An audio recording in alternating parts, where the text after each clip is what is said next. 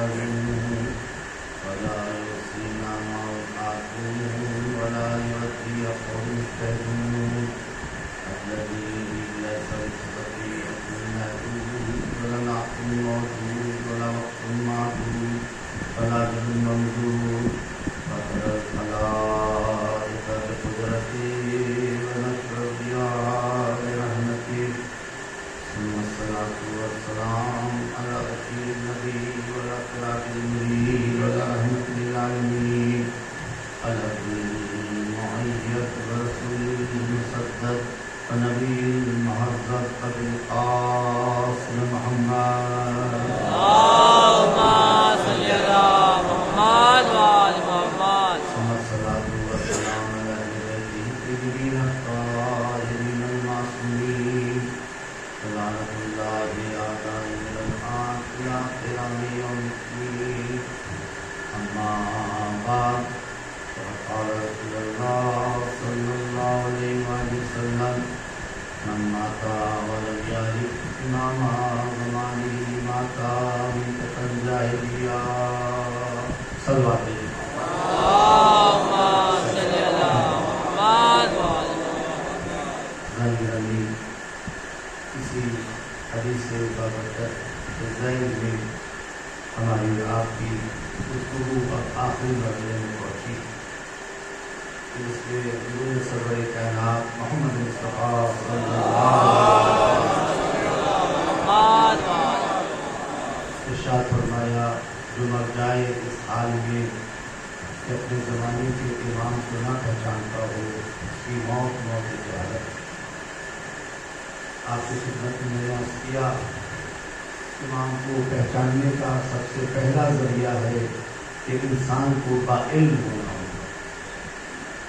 جب تک ہم امام کا علم نہیں رکھتے ہوں گے ان کے بارے میں نہیں جانتے ہوں گے ان کے صفات کو نہیں پہچانتے ہوں گے اور ان تک پہنچنے کے ذریعے جو علوم بتائے گئے ہیں نہیں جانتے ہوں گے تو ہم صحیح معنی میں نہیں پہنچ پائیں گے. ہو سکتا ہے کہیں نہ کہیں پر گمراہی کے امکانات پائے جاتے ہیں. اور جب علم حاصل کر لیا علم سے اپنے کو مزین کر دیا اور اس حد تک پہنچ گئے کہ جب ہم پوری طریقے سے پہچاننے لگے پوری طریقے سے جاننے لگے اسی مرحلے کا نام ہے عرفان. اسی مرحلے کا نام ہے امام کو پہچاننا امام کی دقیق معلومات اس کے ذریعے سے ہم پہچان سکتے ہیں. جیسے میں نے آپ کے خدمت میں مثال بھی دی تھی بتایا تھا آنے والا آیا اور جانے کا رسول اللہ ایک بہت بڑا لشکر میں نے آپ کے لیے تیار کر رکھا ہے چلیے آپ کھڑے ہوئیے اور جہاد کیجیے. حضرت اس کو لے کر آئے تھے چھٹے امام لانے کے بعد کہ اس تنور میں کود جاؤ. تنور چل رہا تھا تنور کے پاس گیا تھا اور جانے کے بعد جیسے ہی شعلے قریب ہوئے اس کی ہمت جواب دے گئی اور جواب دینے کے بعد اس کے قدم ٹھہر گئے. تھوڑی ہی دیر کے اندر امام کے چاہنے والے ہارون مکی آئے. امام کو سلام کیا تھا امام نے جواب سلام دیا تھا. امام نے کہا اے ہارون کیا تم اس کے اندر تنور میں کود جاؤ گے؟ کہ اپنا رسول اللہ اس میں کہنے کی کیا بات ہے آپ کی اجازت پر رحمت فرمائیں. کہا ہاں اس کے اندر کود جاؤ. ہارون مکی اس تنور میں کود گئے تھے. امام نے اس کو ڈھک دیا تھا.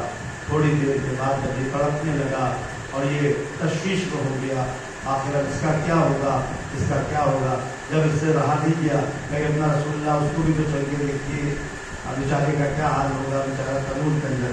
امام نے کہا جا کر دیکھ لو. بس وہ آیا تنور کا ڈھکن اب جو ہٹایا کیا دیکھا آگ گلزار بن گئی ہے. ہارون مکی تلاوت کے کلام کو کاٹ کر رہے ہیں. اس جیسے کتنے پیدا کیے ہیں اس جیسے کتنے اکٹھا کیے ہیں کہ اس جیسا تو ابھی کوئی نہیں ہے کہ اس جیسے پہلے بنا لو پھر اب کو دعوت جہاد دینا. درود بھیج محمد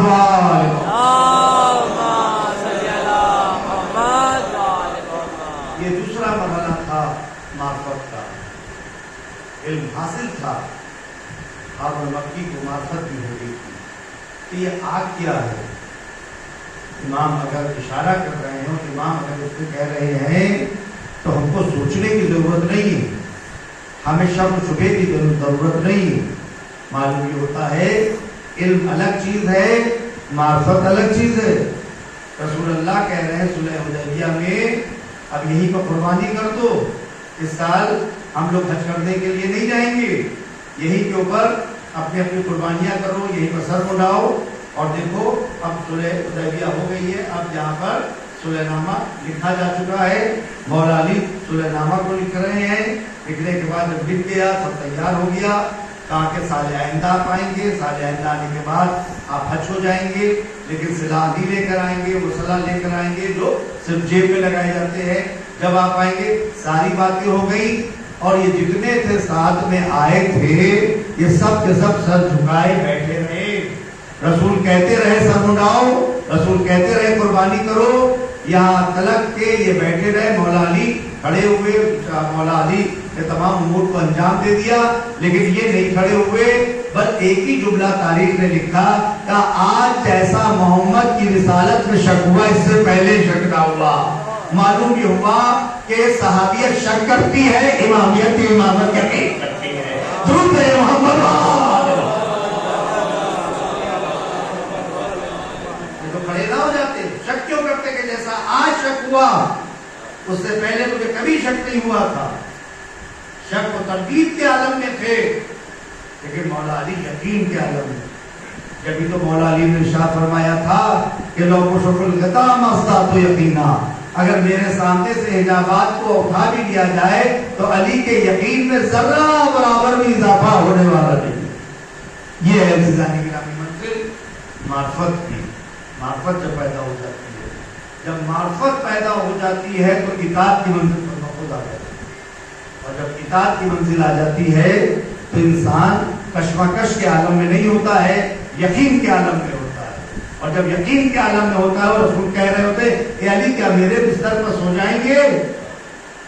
40 تلواریں کھچی ہوئی ہیں سب طرف، قتل محمد کے لیے، قتل سرور کائنات کے لیے، سب نے ایکا کر لیا ہے تاکہ کسی پر الزام نہ آئے۔ ہر قبیلے کس سے بدلہ لیں گے، کس سے بدلہ لیا جائے گا؟ رسول نے جیسے ہی کہا علی کہ آپ میرے بستر پر سو جائیں گے، کہا یا رسول اللہ اس میں کہنے کی کیا بات ہے، کیا میرے سونے سے آپ کی جان بچ جائے گی؟ کہا بے شک آپ کی جان بچ جائے گی۔ مولا کائنات وہاں پر سو گئے۔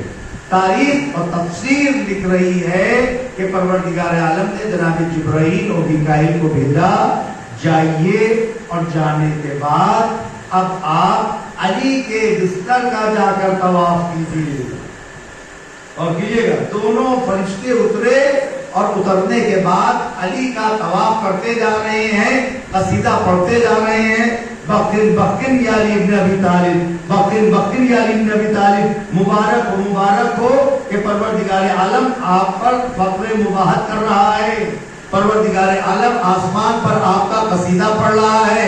بس سمجھ میں تو یہ آیا، بقین ہمیں دو ہی جگہ کے اوپر دکھائی دیے، ایک غدیر میں دکھائی دیا، ایک یہاں پر دکھائی دیا۔ وہاں شک و تردید کا عالم تھا، یہاں یقین کا عالم ہے۔ درود ہے محمد آل محمد۔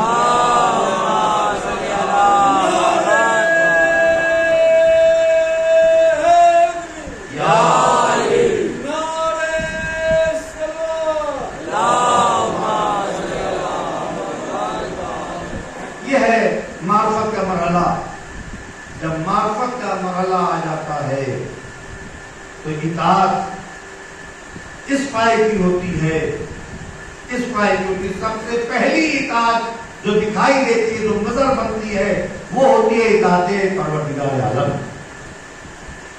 اور وہی اطاعت جو پروردگار عالم کی ہوتی ہے وہی اطاعت رسول خدا کی، اور وہ آیت کا مظہر بنتی ہے اطیعوا اللہ واطیعوا الرسول واولی الامر منکم۔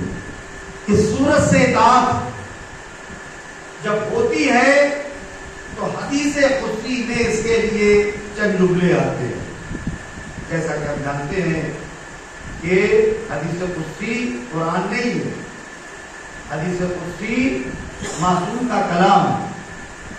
قرآن کے بعد آپ دیکھیں یہ صداقت و سرور کائنات کی دیکھیں، بھئی آپ نے کہا یہ آیت تو ہم نے آیت مانی، آپ نے کہا یہ حدیث تو ہم نے حدیث مانی۔ آیت بھی تو آپ ہی کے زبان سے ادا ہوئی، حدیث بھی تو آپ ہی کے زبان سے ادا ہوئی۔ اگر رسول چاہتے تو کہتے یہ بھی خدا کی آیت ہے، یہ بھی قرآن ہے. اسی کو تو صادق و امین کہتے ہیں کہ جو قرآن کو قرآن بنا کر پیش کرے، جو حدیث کو اپنا کلام پیش کرے، اسی کو صادق کہا جاتا ہے، اسی کو امین کہا جاتا ہے. درود بھیجے محمد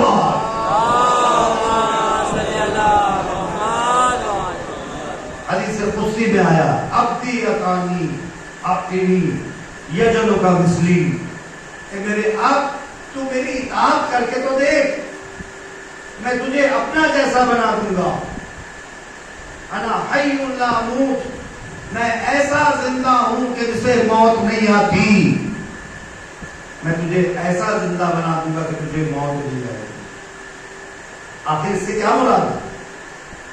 ایک مومن کے لیے کہا جا رہا ہے کہ اگر وہ 40 دن تک اگر اپنے رب کی حقیقی اطاعت کر لے تو کائنات کی ذرہ ذرہ جو کائنات کے اندر ہے اس مومن کے اطاعت گزار ہو جائے.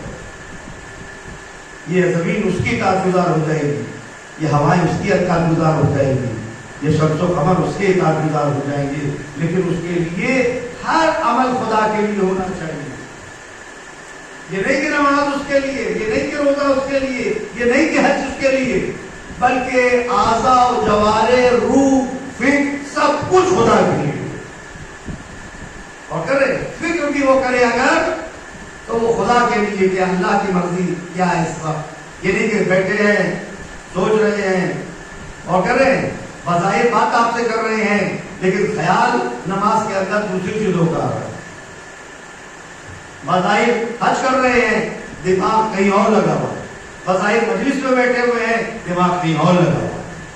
اندازہ لگا رہے جس میں فکر بھی پروردگار عالم کے لیے ہو، مسکرانا بھی خدا کے لیے ہو، دیکھنا بھی خدا کے لیے ہو، سننا بھی خدا کے لیے ہو، چلنا بھی خدا کے لیے ہو، غصہ کرنا بھی خدا کے لیے ہو، ہنسنا بھی خدا کے لیے ہو، مسکرانا بھی خدا کے لیے ہو، بستر پر سو جانا بھی خدا کے لیے ہو، جاگنا بھی خدا کے لیے ہو، نماز بھی خدا کے لیے ہو، عرش پر جانا بھی خدا کے لیے ہو، فرش بھی خدا کے لیے ہو، خدا کلام کرے تو خدا کے لیے، اندازہ لگا لے مسکرائے تو خدا کے لیے. اندازہ لگایا جب اس مرحلے کے اوپر اطاعت آ جاتی ہے تب پروردگار عالم اس کے تمام اعضاء و جوارح کو اپنی طرف منسوب کرتا ہے. بظاہر تو وہ عبد رہتا ہے لیکن وہ مظہر خدا کا کہا جائے مظہر خدا کی عکاسی کرتا ہے، کیونکہ خدا کو دیکھا نہیں جا سکتا. نہ خدا کا ہاتھ ہے، نہ خدا کی آنکھیں ہیں، نہ خدا کے کان ہے، نہ خدا کا پیر ہے، نہ خدا کا سونا ہے، نہ خدا کا جاگنا ہے. لیکن یہ چیزیں اس لیے بتاتی ہیں کہ دیکھو نہ تم خدا تک پہنچ سکتے ہو، نہ خدا کو دیکھ سکتے ہو، نہ خدا سے بات کر سکتے ہو، نہ خدا کے گھر جا سکتے ہو. ہم تمہیں اپنا مظہر ضرور دکھا سکتے ہیں کہ اس سے اندازہ لگاؤ کہ میرے عبد کے اندر جب اتنے صفات ہیں جو میری اطاعت کر رہا ہے، جس نے ایسی اطاعت کی ہے کہ اگر میری طرف تھوکا ہے تو وہ غصایا نہیں ہے بلکہ ٹہلتا رہا ہے. اس نے تلوار اٹھائی ہے تو میرے لیے اٹھائی ہے، بستر پر سویا ہے تو میرے لیے ہے. اب اس کا ہاتھ نہیں ہے، ید اللہ ہے، اس کی آنکھیں نہیں ہے، عین اللہ ہے، اس کا جم نہیں ہے، میرا جم ہے، اس کا نفس نہیں ہے، میرا نفس ہے. جب وہ میرے لیے ہر کام کر رہا ہے تب ہم نے اس کو اپنا نظر ہدایت بنایا ہے. محمد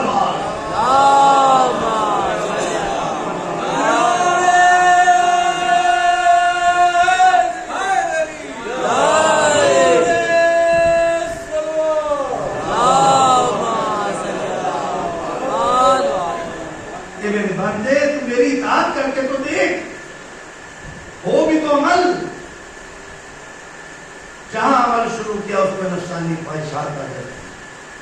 جہاں ہم نے عمل شروع کیا اس کے اندر ایگو آ جاتا ہے.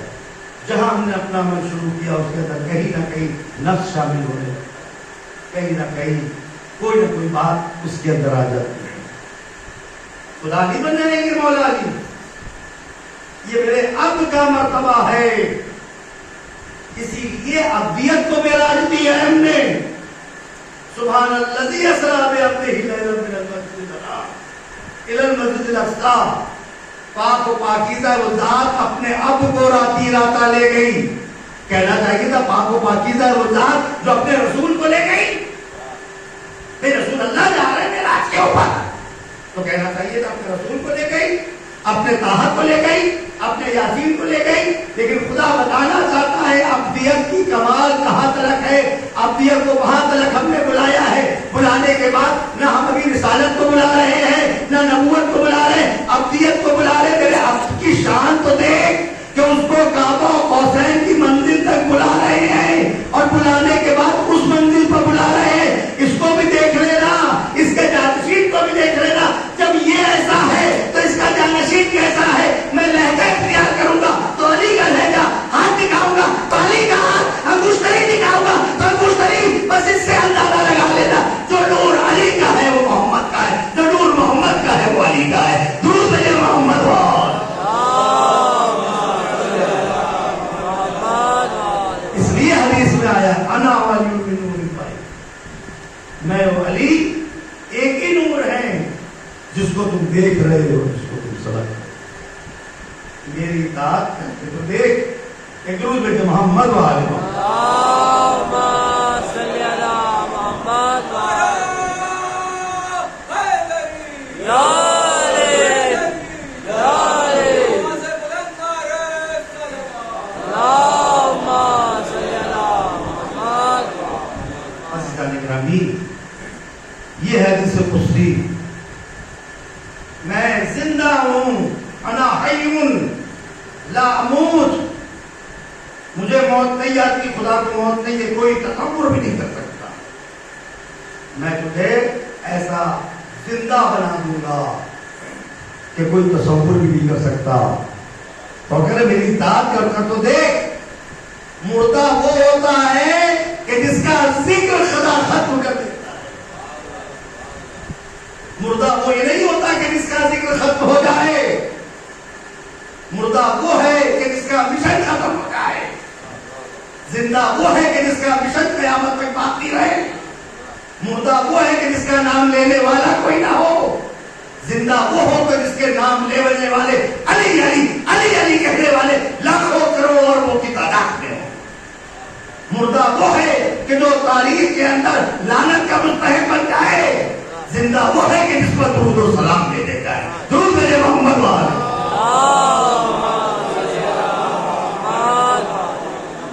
میں تمہیں ایسا زندہ کر دوں گا کہ تو ہمیشہ زندہ رہے گا۔ میری اطاعت کو کر کے دیکھ۔ علی نے اس صورت سے اطاعت کی، اور کر رہے ہیں اس صورت سے اطاعت کی کہ قیامت تک کے لیے حسین اور اولاد حسین قیامت تک کے لیے زندہ ہے۔ چھوٹی چھوٹی چیزیں جو کربلا میں مٹانے کی کوشش کی گئی، آپ جتنے اس میں گئے اکثر گئے ہوں گے، آپ نے دیکھا ہوگا یہ مقام کون سا ہے، یہاں پہ امام حسین رحمۃ اللہ علیہ۔ یہ مقام کون سا ہے، یہ نام عیسیٰ کو لے کر آئے۔ یہ مقام کون سا ہے، یہاں پر خیمے لگے تھے۔ یہ مقام کون سا ہے، کہ جہاں کے اوپر شہزادی اور کرے اپنے بچوں کو لے کے یہاں پر دھوپ میں بیٹھی۔ یہ مقام کون سا ہے، جناب علی اکبر کا۔ یہ مقام کون سا ہے، جو چوتھے امام کے خیمے کا ہے۔ یہ مقام کون سا ہے، جناب عابدین علیہ السلام کے خیمے کا ہے۔ تو خدا نے زندہ رکھا یا نہیں؟ جس کو وہ سمجھ رہے تھے کہ ہم مٹا دیں گے، کربلا کے بند کے اندر ختم کر دیں گے، کوئی نام لینے والا نہ ہوگا، حسین کا مشن ختم، علی کا مشن ختم، اس علی کو ختم کرنے کے لیے آئے تھے۔ 1400 سال کے بعد بھی خدا نے تمام نشانیوں کو زندہ رکھ کر بتا دیا، اے یزید تو مردہ ہے، اے علی کے دشمن تو مردہ ہے۔ آج بھی علی زندہ ہے، آج بھی حسین زندہ ہے، آج بھی حسن زندہ ہے، آج بھی علی اصغر زندہ ہے، آج بھی کربلا والے۔ تو یہ سمجھ رہا ہے کیسے پہچان ہوتی ہے؟ خدا کی پہچان کیا ہے؟ خدا کی پہچان ہے جسے چاہے زندہ کر دے، جسے چاہے مردہ کر دے۔ زندہ بھی ہم ہیں، چند لمحے کے بعد اگر خدا چاہے تو اس سے روح کو کھینچ سکتا ہے اور وہ زندگی کو موت میں تبدیل کر سکتا ہے۔ مردہ ہے انسان، لیکن وہ ایک لمحے میں اندر چاہے پروردگار عالم اس کو کھڑا کر سکتا ہے۔ معجزات یا نہیں؟ جناب عیسیٰ نے کتوں کو زندہ کیا یا نہیں؟ اللہ کھڑے ہو جا اللہ کے حکم سے۔ ہے اللہ کے صفات ہے یا نہیں؟ اللہ کی صفت ہے جلانا، اللہ کی صفت ہے مارنا، صحیح ہے، یہی صفت ہے۔ آپ اندازہ لگائیے گا، عورت لے کر آئی اپنے بچے کی نماز جنازہ پڑھانے کے لیے، زندہ تھا مردہ؟ تعلیم و تعلیم زندہ تھا۔ امام نے 3 بار اجازت لے کر جیسے ہی نماز ارادہ کیا، جو زندہ تھا وہ مر گیا۔ جیسے وہ لے کر گئی، اب 2 لڑکا دیکھا ہے یہ تو مر گیا، وہ قیامت مت گئی، وہ فوراً لے کر آئی، مولا آپ ہی اس کو زندہ کر سکتے ہیں، مولا ان لوگوں نے پیسے دیے تھے، مولا ان لوگوں نے خریدا تھا، مولا آپ ہی جلا بھی سکتے ہیں، آپ ہی مار بھی سکتے ہیں۔ مولا نے وہاں کے اوپر ٹھوکر ماری، کہا قم باذنی، کھڑا ہو جا میری اجازت سے۔ یہ نہیں کہا قم باذن اللہ، اللہ کے حکم سے کھڑا ہو جا۔ علی نے کہا قم باذنی، میرے اذن سے کھڑا ہو جا۔ جو مردہ تھا وہ زندہ ہو کر گواہی دینے لگا، مولا کی گواہی دینے لگا۔ مولا نے یہ بتا دیا کہ یاد رکھو میرے صفات یہ ہیں کہ جو اللہ نے اپنی طرف منسوخ کر کے جتنی بھی میری طاقت ہے یہ خدا کی طرف سے ہے۔ میں ہاتھ کو جیسے ہی لاؤں گا تو ید اللہ ہے، یہ خدا کے لیے ہے، جیسے ہی ٹھوکر ماروں گا یہ اللہ کی طرف سے ہے، خدا کی طاقت ہے، اس لیے یہ کھڑا ہو کے میرا کلمہ پڑھنے لگے گا۔ درود ہے محمد والا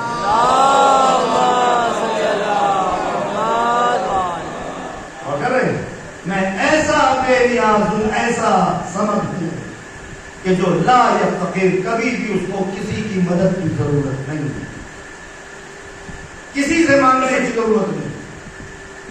اور کر رہے ہیں سارے خزانے، ہواؤں پر میری حکومت، چرند پر میری حکومت، پرند پر میری حکومت، جناتوں پر میری حکومت، تمام خلائق پر میری حکومت، میرے ارادے سے سب کچھ ہے۔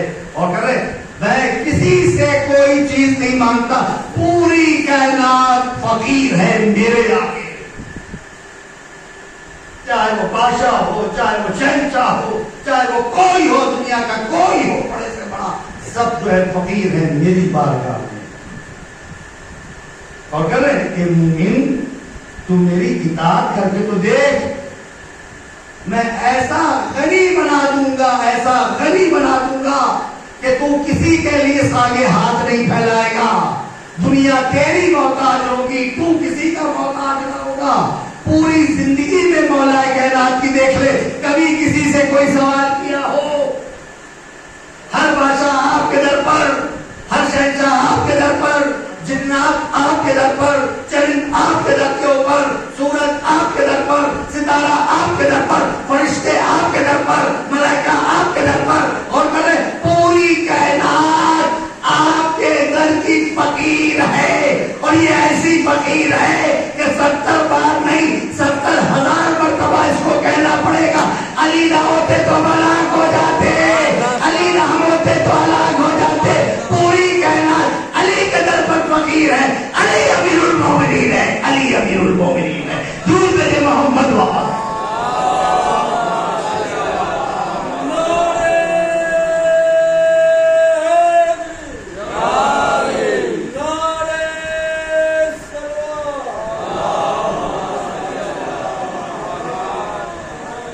یہ ہے مرحلہ اطاعت کا، کہ جب اطاعت درجہ کمال کو پہنچتی ہے تو پروردگار عالم اپنی مرضیوں کو اس مومن کو دے دیتا ہے۔ جب مومن کو یہ مرضیاں مل سکتی ہیں تو جو امیر المومنین ہو اس میں شک و شبہ کی کیا گنجائش؟